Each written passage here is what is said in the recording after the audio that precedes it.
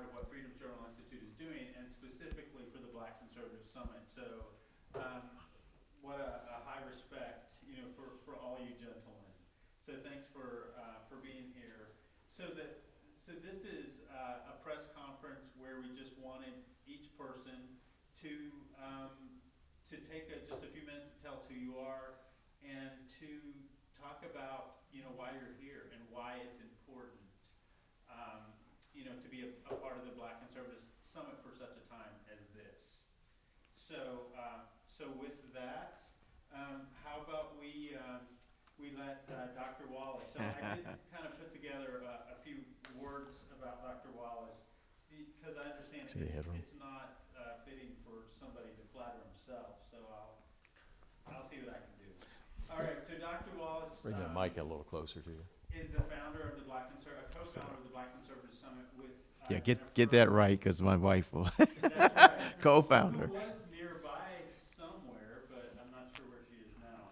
But so they founded Freedom's Journal, or the first Black Conservative Summit in 2013. And so Dr. Wallace holds postgraduate degrees in biblical studies and is the first African American to earn a PhD in biblical studies from Union PSCE, now Union Presbyterian Seminary.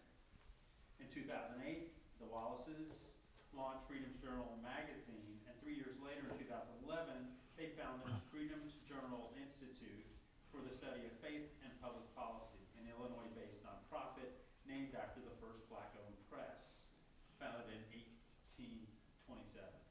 How am I doing so far? You're doing great. Okay, awesome. All right, so Dr. Wallace was a candidate for the U.S. House of Representatives in Illinois, 2nd Congressional District special election in 2013 and 14.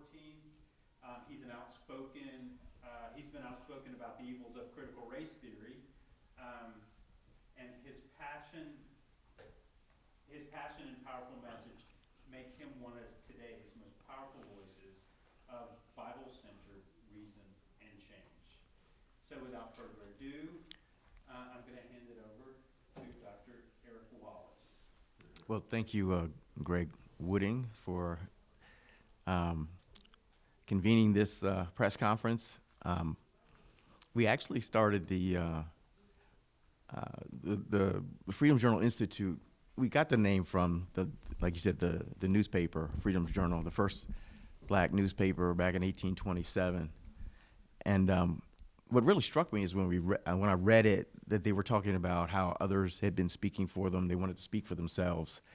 They were tired of other people misrepresenting them. And I felt the same way as a black conservative, that somehow our voice wasn't getting out there.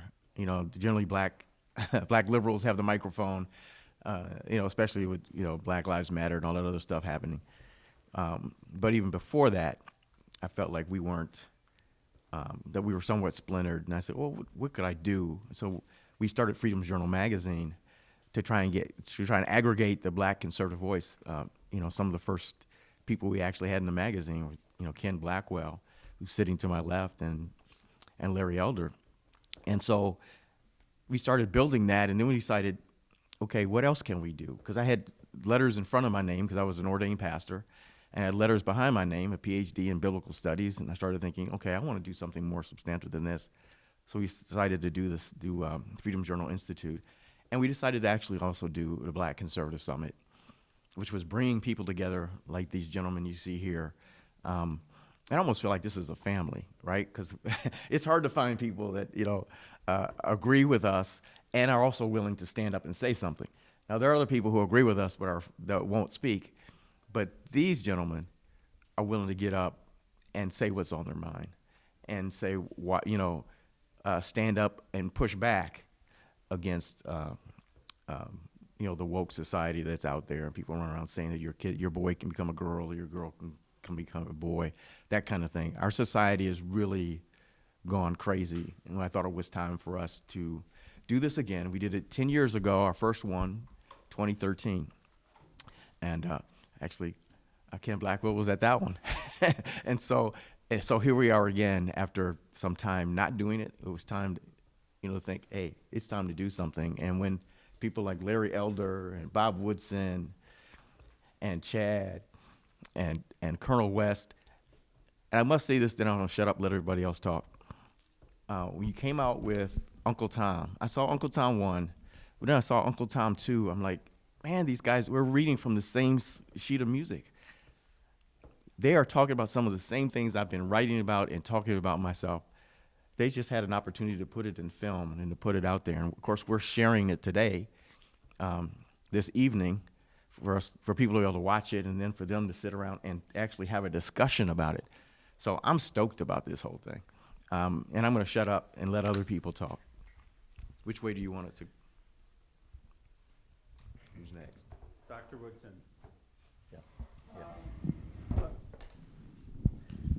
Could we just switch seats? I think that'd be easier than bringing it down.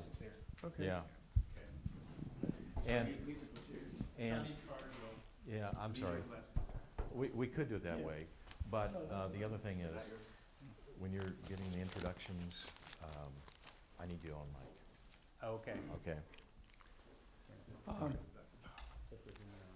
Bob Woodson, Yeah. president and founder of the Woodson Center 43 years ago, veteran of the Civil Rights Movement. Left that movement on the issue of forced busing for integration. I believe that the opposite of segregation is desegregation, not integration. Anything is all black, it's all bad if you think it's integration is the goal. But I am a strong advocate of applying old values to new vision. And I think that the civil rights movement in America has been poorly served by the lack of debate within the black community as to the past and present. What really got us to this moment was the quality debate. You had the recolonizationists, the people, the accommodationists, they had the Garvey movement, we had the Public of New Africa. There was spirited debate in one sense, but that's missing today, but it's desperately needed. And so what the Woodson Center has done is giving voice to the 3,000 grassroots leaders in 39 states that are part of our network. These are the people directly suffering the consequence of the assault on American values. And so what we have done in our publications is publicize. We believe that experience will always confront an argument, and a witness is more powerful than an advocate. And so what we have done in our writings and in our work is demonstrate that the values that are under assault by the left are critical, the values of family, faith, and country. This was a foundation upon which we were able to survive slavery and discrimination. And so what we have been doing is documenting this, but also giving voice. One quick example, 80% of blacks polled are against defunding the police. Only 60% of blacks do not believe racial discrimination is a principal barrier to their flourishing. But you would never know that. And so the reason that I'm here is because I think black conservatism, I call it a radical pragmatism. And what we try to do in our work is to prove that the values of this nation and that have sustained us have the consequence, is the foundation upon which thousands of people in the past have been able to engage in flourishing. When we were denied access to, in Chicago, where we are today, 19, there were 731 black-owned businesses. We had 1 million. We had millions and 100 million in real estate assets. If in every town, you could the same thing. If we were able to accomplish this in the presence of segregation and redlining, when our schools were successful, we had 5 major high schools in the turn of the century, used textbooks, crumbling buildings, half the budgets, and every one of them out-tested white schools. If we were able to build hotels, railroads, colleges, and universities, and own in the Bronzeville section of Chicago, that kind of real estate, why can't we do it today in cities that have been dominated by liberal black officials for the last 50 years? obviously the problem is not race. There's a moral and spiritual freefall that is consuming us and consuming every people. The highest form of suicide is among teenagers in Silicon Valley is suicide. It's 6 times the national average. In the urban centers, it's homicide. In Appalachian whites, it's prescription drugs. If we are to address this more critical problem, we must move beyond race and deal with this moral and spiritual freefall. And that's what I think we're committed to doing. Thank you.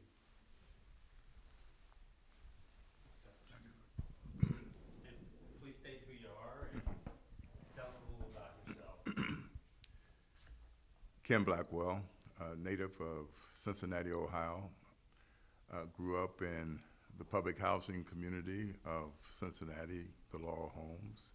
My dad, when he came back from World War II, he and his returning veterans faced housing segregation,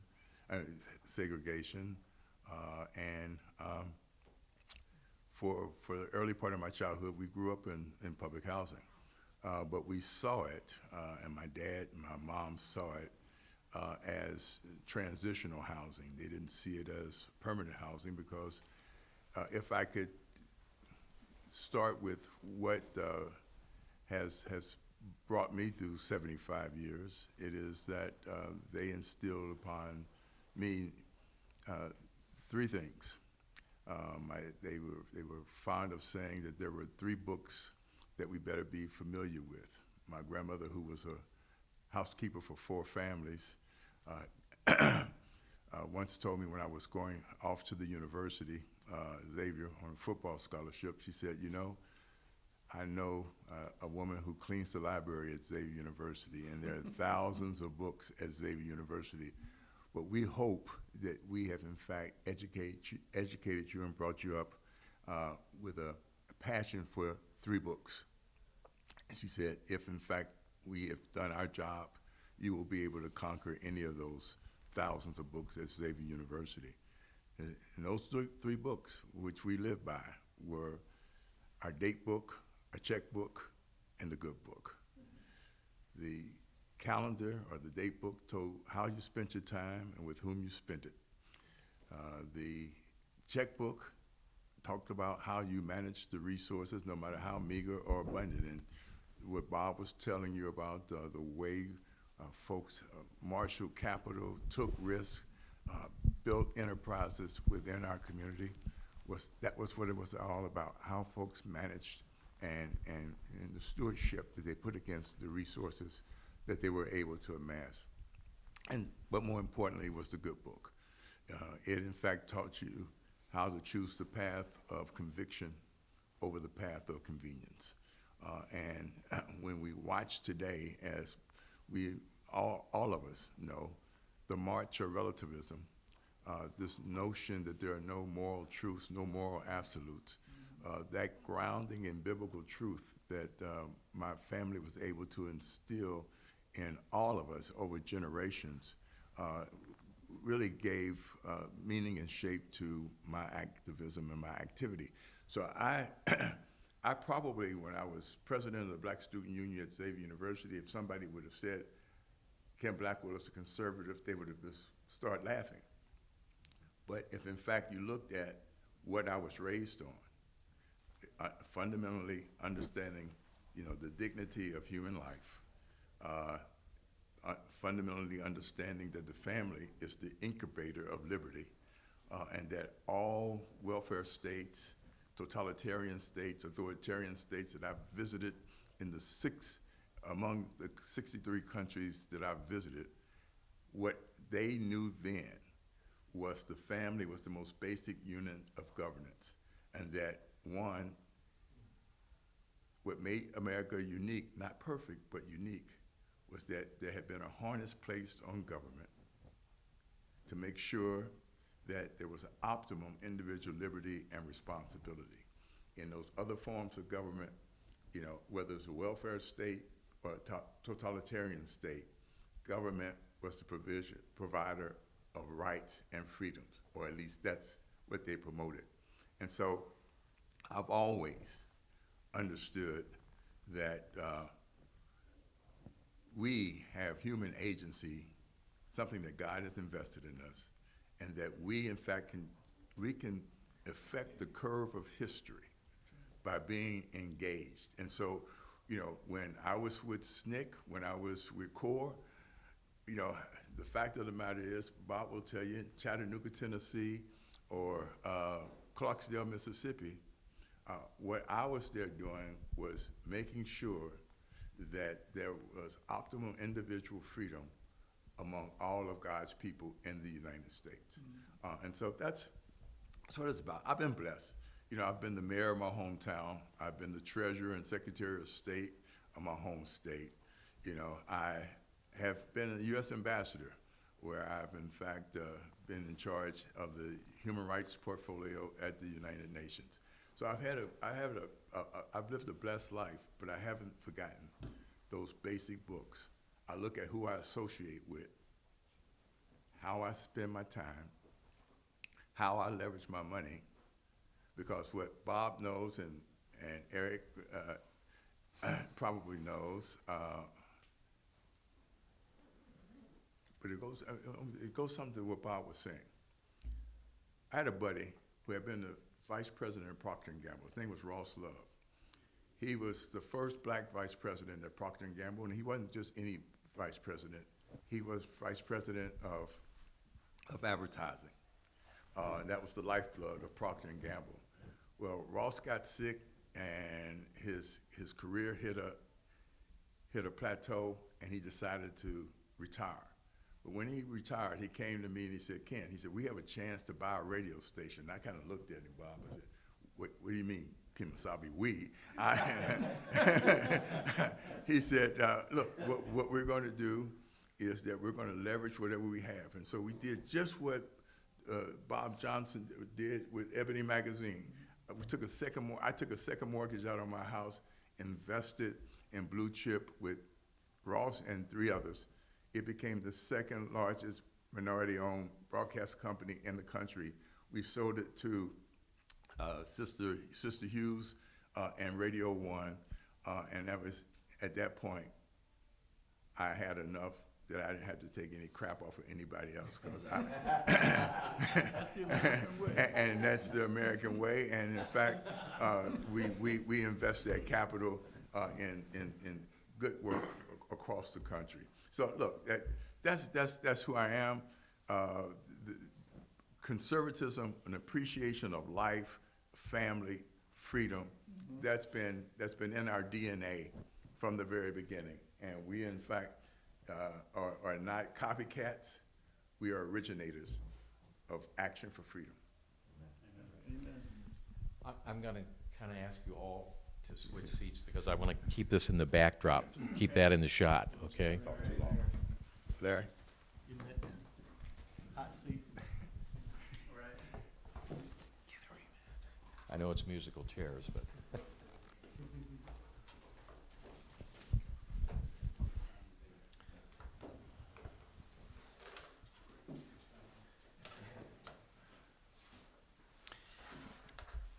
Well, my name is Larry Elder, and I aspire to get into the point where I don't have to take any crap out of anybody.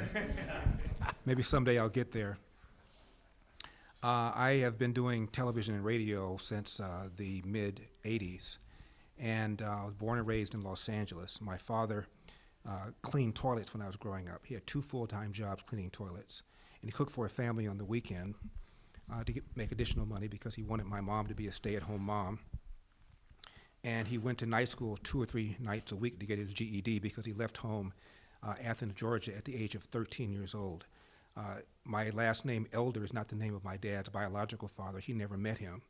Elder was a man who was in my dad's life the longest. He was irresponsible. He was physically abusive to my dad and to my dad's mom. And one day at the age of 13, my dad comes home and starts quarreling with his mother's then boyfriend. She sides with the boyfriend and throws my father out of the house, never to return. Athens, Georgia, Jim Crow South, at the beginning of the Great Depression. My dad took any job he could, ended up becoming a Pullman porter. They were the largest private employers of blacks in those days, and traveled all around the country, this little black boy from Georgia, and he came to a state called California once. And he was amazed at how sunny it was. People seemed to be less racist. And you could walk through the front door of a restaurant and get served.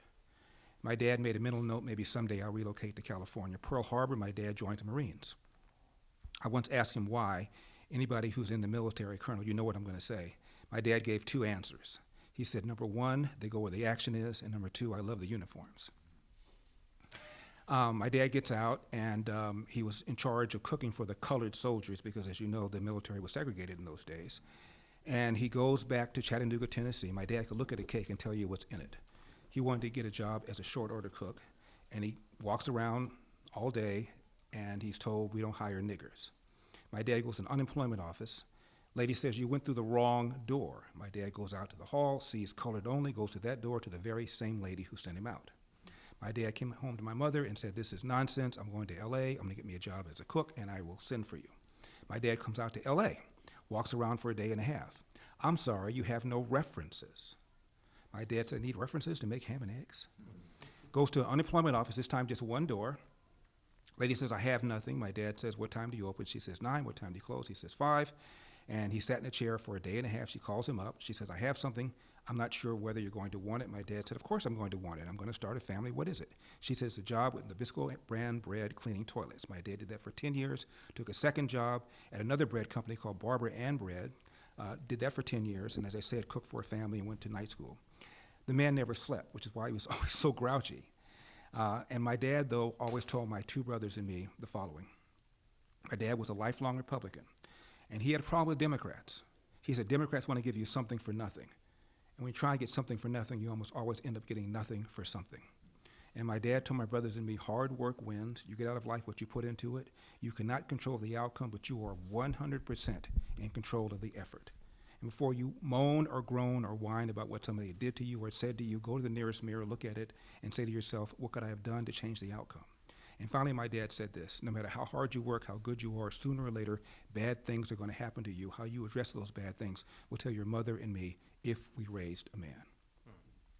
You have 2 people at this table who have run for governors of their respective states. Ken ran for Ohio, I ran for California. And my most contentious interview was a virtual interview I had with about 6 or 8 black pastors.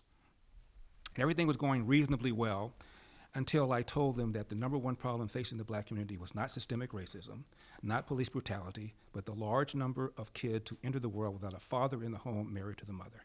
And instead of them supporting me, saying hallelujah, they jumped all over me. And I said, you are the problem.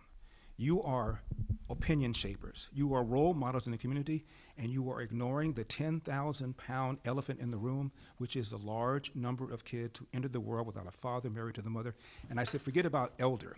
Barack Obama once said, a kid raised without a father is 5 times more likely to be poor and commit crime, 9 times more likely to drop out of school, and 20 times more likely to end up in jail. Now, the question you all ought to be asking is, how do we go from having 25% of black kids entering the world without a father in the home married to the mother in 1965 to today? You can't tell me today is more racist than it was back in 65. What we've done with our welfare state is we've incentivized women to marry the government, and we've incentivized men to abandon their financial and moral responsibility, and we should be addressing that issue. And that is why I am here. Bob Woodson, I've known Bob for, about 30 years. And Colonel West was in my movie that I executive produced, and Chad Jackson starred in it.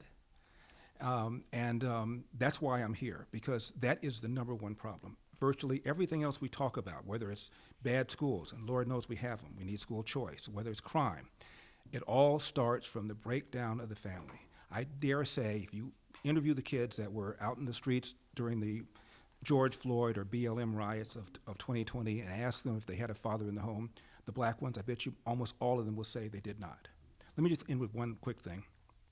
There's a book by James Robeson called My Father's Face, and it's about homelessness, fatherlessness rather. And he talks in the book about a prison chaplain who wanted to improve the morale of the prison. So he goes to one of the major greeting card companies and gets 500 greeting cards for Mother's Day. And they thought it'd be a good PR campaign, so they gave them to him for free. So he handed them all out to the men in the prison, and morale did in fact improve. Father's Day rolled around. I think you know where I'm going with this story. They went to the same place, got 500 cards for Father's Day. Not a single inmate wanted to send one to his father, not one. It is far and away the biggest problem facing this country. And our side, meaning the conservative side, Republican side, or whatever side you're on, we do not talk enough about it, and that's why I'm here. Thank you, Larry. Very good. Dr.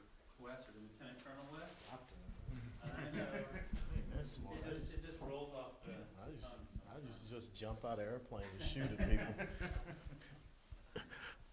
Lieutenant Colonel Allen West, also former member of 112th United States Congress, and currently the Executive Director for the American Constitutional Rights Union. Why am I here? It's very simple. You know, I took an oath to support and defend the Constitution of the United States of America, and that was the oath that my dad took. He served in World War II. My older brother took. He served in Vietnam, and the oath that my nephew took, and he's about to take command of an artillery battalion, just like his old uncle did 21 years ago. This country is near and dear to my heart. And when I think about what all these gentlemen have talked about, this is about fundamentals. When you're on a battlefield, there are certain fundamentals that you have to execute if you want to have victory. And we've gotten so far away from the fundamentals of the United States of America, and also in the black community. We've talked about faith and family and of freedom. That's where it really comes from. And we have allowed certain people and certain voices to dictate the narrative and to undermine those critical aspects and foundations of what was really a strong and venerable community, because it was based on faith and family, and therefore we had our freedom. We had our economic freedom. We had our independence, but now we have come completely economic dependent. Why do I think that it's a great thing that this Black Conservative Summit is right here in Chicago? Because every single one of the ills that you see in the black community are right here in this city in Chicago. And I find it hard to believe, because this was a city that was founded by a black Frenchman, Jean-Baptiste Pont du Sablé. And we don't even have kids, I think, that know that. But they know all of these other crazy things that are out there. When I hear about this Black Lives Matter, what does an organization that was founded by avowed Marxists have to do with the black community? And furthermore, we should be asking, which Black Lives matter? Because the black lives that are out there without fathers, they don't seem to matter. The black lives, 25 million or so that have been murdered in the womb since Roe v. Wade, 1973, Margaret Sanger, they don't seem to matter. The lack of small business entrepreneurship, that doesn't seem to matter. All of these things. And so we have got to take the narrative back. And one of the things I love about being a paratrooper is that we go in behind enemy lines. And I think we have a reticence and recalcitrance of doing that. And that's why I'm glad we're here in Chicago, and hopefully we can make a lot of noise. But I think we need to rotate this around to every major urban population center in the United States of America where you see the failure of the progressive socialist leftist policies. Now, the other thing that is about crumbling our foundation, I once stood up against the very ideology that I see overtaking my country. Marxism, socialism, communism, statism. And here it is in the United States of America. I would have never thought that, and I'm just 62 years of age. But here it is.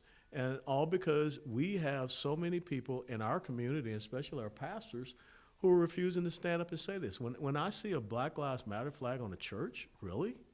When I see a rainbow flag on a church, I mean, come on. Once upon a time, the rainbow represented the covenant that God made with Noah to say that we were never again going to destroy this earth by water. But now we have allowed a certain group of people to take that symbol of God's covenant and use it for their own secular humanist agenda. And so we have got to get back to standing up and fighting for our fundamental principles and values, our foundations. And that's why I'm here, and that's why I'm honored to continue on the great fight of some incredible men that are sitting here at this table.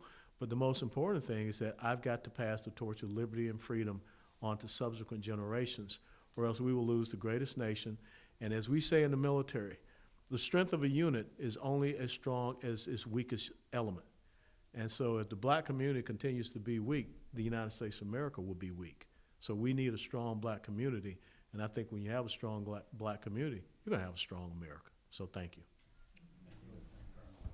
All right, last but not least, the young blood of the, Speaking of the torch. of the group, Chad Jackson.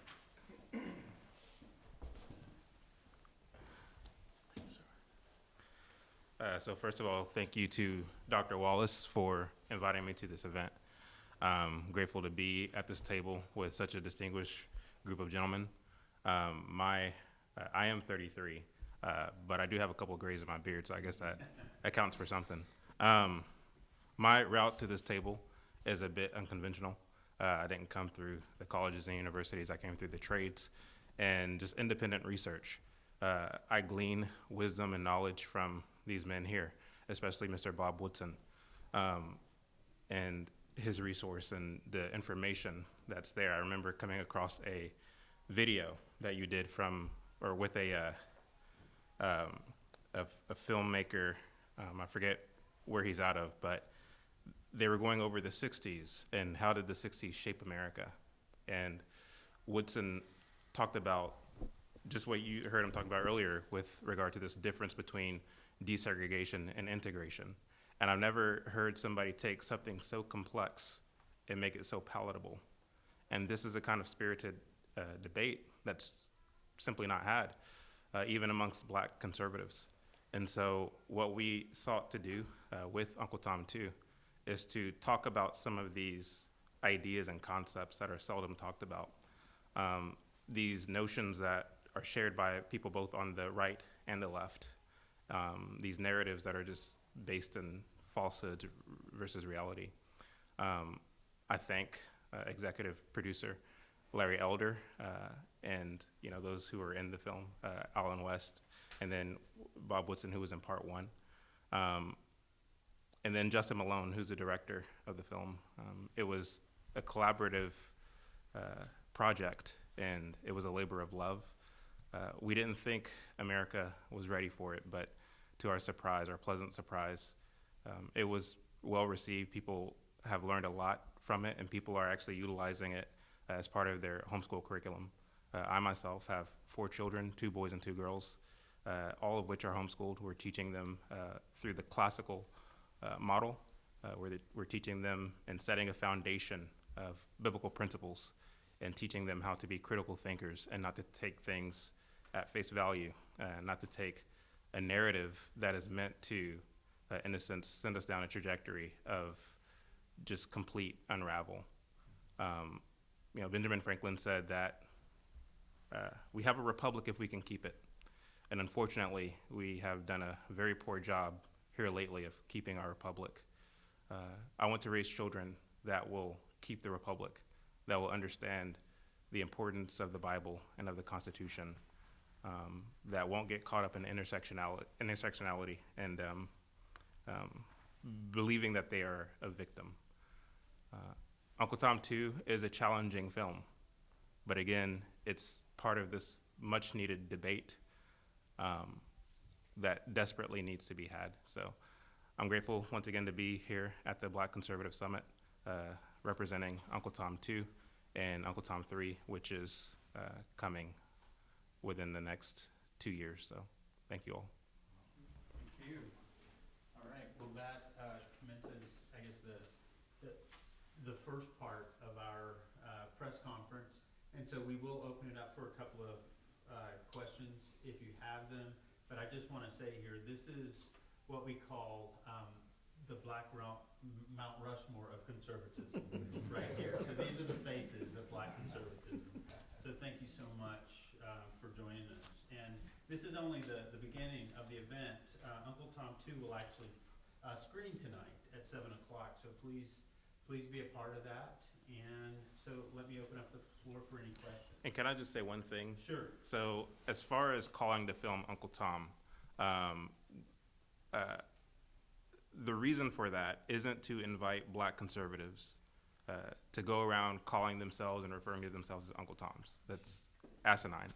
The purpose of it, rather, is to give light to the fact that this is a word that has been used historically to undermine entrepreneurs, to undermine Black pastors who believed in the fundamental gospel, to undermine them and to sabotage their leadership, and to in its place erect individuals, so-called Black leaders, who are no good to the Black community or to America at large. So it's simply to talk about this, once again, seldom talked about piece of history in our country. So.